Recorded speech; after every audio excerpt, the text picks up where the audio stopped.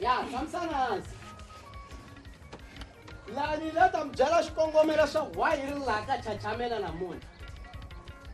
Lani tele ku ta hi ta tlangela siku ra n'wana ku velekiwa ka loyi. Wa n'wana tshamisa sweswo. Ntsongo wa Chachamela. Chachamela ntsongo wa Manyayi. Ara. Ya. Se lanuwani n'wana loyi a nga ta ka ri yexe la. I tena un'wana munhu. Loko se a tena un'wana munhu loyi a na nga ta na yena i tena miyeni un'wana va ta yima va ku mambirhi manharhu kuna lowa loko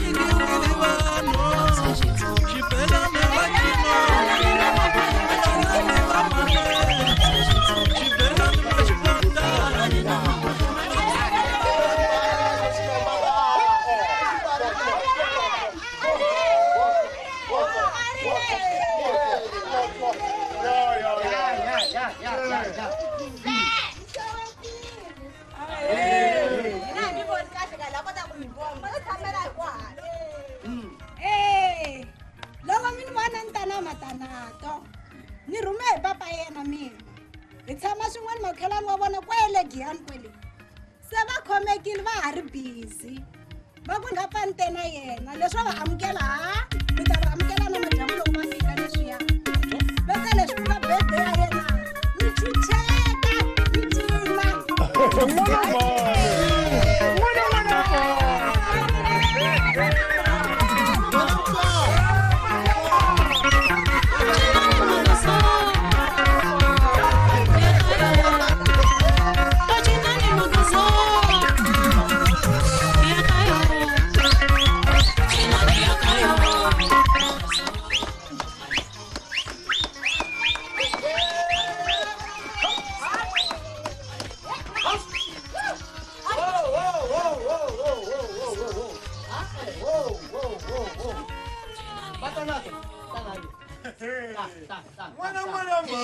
lata mkomba n'wana mali kumela hina nwa laha ta vuyela se leswi nga heteta n'wana loyi ni ta famba na yena okay before hi famba ni ta kombela hi cini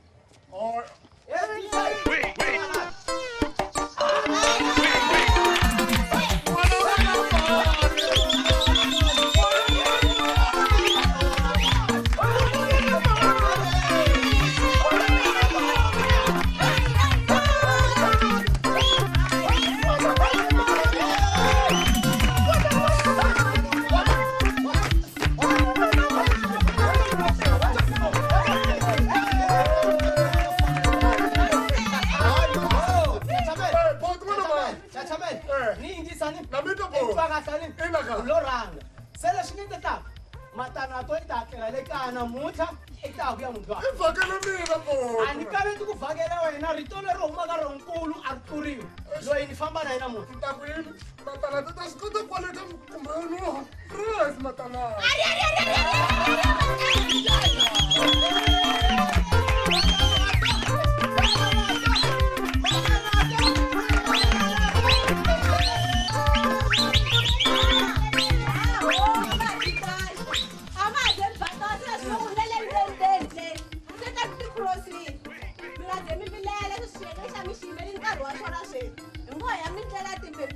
ndzi kota ku khomisa nyoko. A ku kwala. Ai papeni ntsongo. Matanato.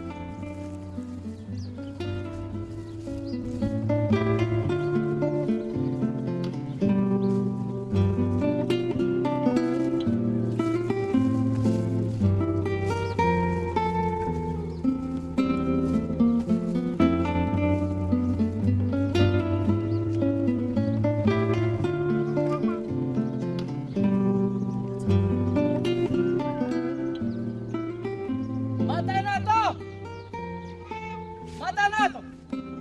Ingat!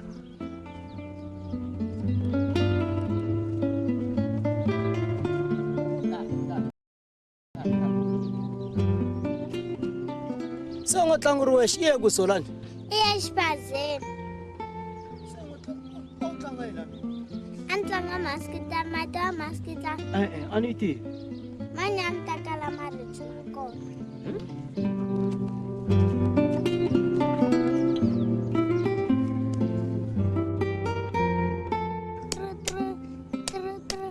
Hi n'wina vanhu va hina. Futhi a mi nga tshembi ku mi ta foyina. A ni ku mi lahla nambara ya mina. Ta hlangana hi 5 kwale matirhudesa. Hayi makomana a nga ni ta ku nya tikhombeni ka haha. Ku na mapapa ni nge vuli leswin'wana. Ta n'wana ni dlivela bye shekile. Hayi, maskita leyi ya tsakisa. Efonele sheki. Kumbe ta hlangana Amateng guest house. Era mtlhanu. E 5. Hayi, mina maskita la ni tivi. Tiva leswi.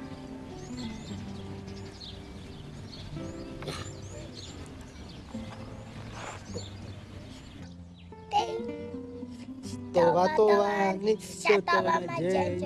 Tibu! Hey! Wena nga ku tove ngo swinene mani.